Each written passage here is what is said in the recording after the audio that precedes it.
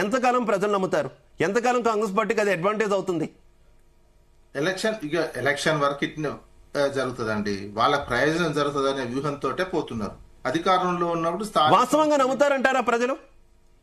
ఒకసారి నమ్మొచ్చు, రెండుసార్లు నమ్మొచ్చు, ఎంతకాలం అంటే ఫలితం లేకుండా పదే పదే విమర్శలు ఉంటే నమ్ముతారా?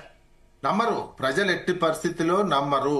కాకపోతే అధికార పార్టీ చేయబట్టి అడ్వాంటేజ్, ఎన్నికల్లో అడ్వాంటేజ్ ఉంటుంది చేయబట్టి నమ్మిరనే చెప్పుకుంటారు. నీళ్ళు ఓట్లు వచ్చినా అవి వచ్చినా నమ్మిరనే చెప్పుకుంటారు. కానీ ప్రజలు అన్ని అబ్జర్వ్ చేస్తున్నటువంటి సిచ్యువేషన్ ఉన్నది. ఏది కూడా ఇంతవరకు నిరూపించలేకపోయారు. అన్ని విచారణ దశలోనే చెప్తున్నారు. ఫోన్ ట్యాపింగ్ సంబంధించినటువంటి అంశం చూసినా ఫోన్ ట్యాపింగ్ ప్రతి ప్రభుత్వం చట్ట విరుద్ధంగా చేస్తూనే ఉన్నది. టెలిగ్రాఫ్ చట్టానికి అనుకూలంగా ఎక్కడ ఫోన్ ట్యాపింగ్ జరగట్లేదు. ఇప్పుడు ఉన్నటువంటి ప్రభుత్వం కూడా ఫోన్ ట్యాపింగ్ చేస్తూనే ఉంది. అందరి ఫోన్లు ట్యాపింగ్ చేస్తూనే ఉంది.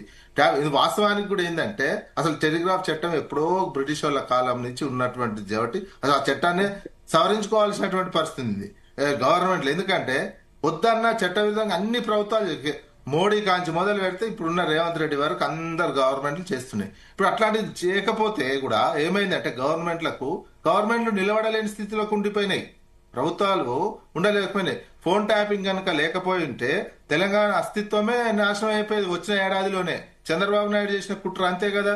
ఇచ్చి ప్రభుత్వాన్ని కూలగొట్టి రాజకీయ అస్థిరత క్రియేట్ చేసి తెలంగాణ ఫెయిల్యూర్ స్టేట్ గా దేశం ముందు నిలబెట్టాలని ఆయన కుట్ర చేసిండు. ఇక్కడ 15 మంది ఎమ్మెల్యేలు గెలిచిరు వాళ్ళ పార్టీ. ఇక్కడ ఎల్ బ్లాక్ లో 40 కోట్లు పెట్టి ఆయన ఛాంబర్ కూడా రెడీ చేసుకుని ఈయనే ఉండి తెలంగాణలో రాజకీయం చేసేసి మళ్ళా క్యాప్చర్ చేద్దాం రాజకీయంగా అనే ప్లాన్ తో ఉన్నాడు ఆయన. ఒకటే తొలి క్యాబినెట్ రాష్ట్ర విభజన జరిగిన తర్వాత ఆంధ్రప్రదేశ్ తొలి క్యాబినెట్ అయిపోయిన తర్వాత క్యాబినెట్ ఆఫీసర్స్ వెళ్ళిపోయిన తర్వాత ఒకే మాట చంద్రబాబు నాయుడు అన్న మాట ఏంటంటే తెలంగాణ వాళ్ళకు పరిపాలించుకోరాదు, వాళ్ళు పొద్దున్న లేవరు, అసలు ఇక 6 నెలలకు మొత్తం కుప్పగూలిపోద్ది, మన చేతికి వస్తుంది చూడు తెలంగాణ అన్నాడు. ఆ మాటను పట్టుకొని వచ్చి రేవంత్ రెడ్డి టీడీఎల్పీలో ఎన్ని మాటలు ఇక ఆ తర్వాత ఉండనే ఉండదు, గవర్నమెంట్ ఉండదు, ఉండదు. అప్పుడు ఆయన టీడీపీ కదా, వెళ్ళిపోతుంది మొత్తం, అదైతే ఇదైతే అని ఎన్ని కోతలు కోసిండు చిట్చాట్ల మొత్తం గవర్నమెంట్ ఉండదు పడిపోతుంది ఇదంతా. ఆ నుంచి మొదలై గవర్నమెంట్ ఎమ్మెల్యేలను కొనేటువంటిది దొరికిండు. మరి అలర్ట్ గా ఉన్న తెలంగాణ ప్రభుత్వము ట్యాపింగ్ రెడ్ హ్యాండెడ్ గా దొరికించుకున్నారు.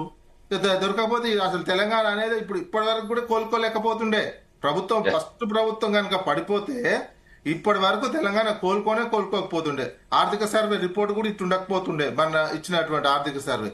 ఇట్లాంటి రాజకీయ అస్థిరత క్రియేట్ చేసి మొత్తం తెలంగాణని మొత్తం కుట్ర చేసేటువంటి ఉన్నప్పుడు ట్యాపింగ్ చేయకపోతే ఏం చేస్తారండి? ఆ కక్ష పెట్టుకొని ఇదంతా చేయడం అనేది పద్ధతి కాదు. మెయిన్ ఇంకొకటి రెండోసారి డ్రోన్ కేసు కూడా తెలుసా? అప్పుడు ఉన్నటువంటి అక్కడ ఉన్న సిఐ గాని ఆ డీసీపీని గాని అడిగితే తెలుస్తుంది. తర్వాత కొన్ని సందర్భాల్లో ఉన్నారు. డ్రోన్ కేసు వాస్తవానికి పోలీస్ స్టేషన్ కేసు పెట్టి ఎలాగొడతా వెళ్ళిపోండి సార్ అంటే ఈయన ఫస్ట్ టైం కేసు పెట్టించుకుంటే కొంచెం సానుభూతి వచ్చిందని చెప్పి సాయంత్రం వరకు నా మీద కేసు పెట్టి జైలు పంపించినాక నేను బోనని కూర్చున్నాడు పోలీస్ స్టేషన్ లో. అందరు పోలీసులు చాలా మంది రిక్వెస్ట్ చేసిర్రు పోలీసులు పెట్టేది మనం పెట్టుకుని వెళ్తాము సార్. ఎంపీగా ఆ రోజు సాయంత్రం వరకు ఎందుకుండు? ఆ రోజు ఉన్న అప్పుడు డీసీపీనో సిఐనో అడగండి కూడా తెలుస్తుంది. అప్పుడున్న ఇంటర్నల్ గా అడగండి తెలుస్తుంది. వాళ్ళ హాయంలో ఏది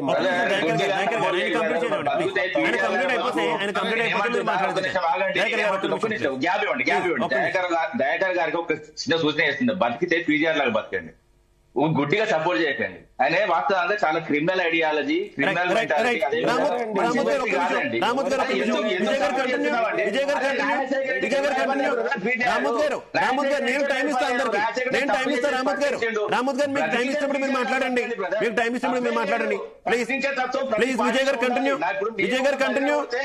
నేను కూడా తప్పు చేసి వాస్తవాలు మాట్లాడుతున్నాం. ఎవరికి ప్లీజ్ దయాకర్ గారు, రామోద్ గారు, మీరు వేరే వాళ్ళ టైం తీసుకుంటున్నారు. ఎలా అయితే మళ్ళీ మీకు టైం ఇవ్వలేదు. ప్లీజ్ ఒక నిమిషం ఆగండి. నేను మాట్లాడిన ప్రతి అంశం నోట్ చేసుకోండి. ఒక్కటి తప్పుందా మీరు చెప్పినట్టు వింటా. మరి నువ్వు చెప్పిన దాంట్లో తప్పులు నేను నిరూపిస్తా. నేను చెప్పినట్టు వింటావా?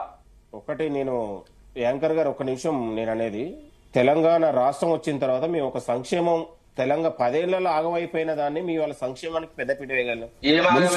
మున్సిపాలిటీని డెవలప్ చేయగలుగుతా ఉన్నాం. తెలంగాణ రామోద్ గారు ప్లీజ్ మీరు పాయింట్ టు పాయింట్ ఇంటరప్ట్ అయితే కరెక్ట్ కాదండి. ప్లీజ్ మీరు మాట్లాడండి. అడ్రాకండి ప్లీజ్. 28 లక్షల కోట్ల రూపాయలు వాళ్ళు బడ్జెట్ పెట్టారు మొత్తం 9.5 ఏళ్లలో.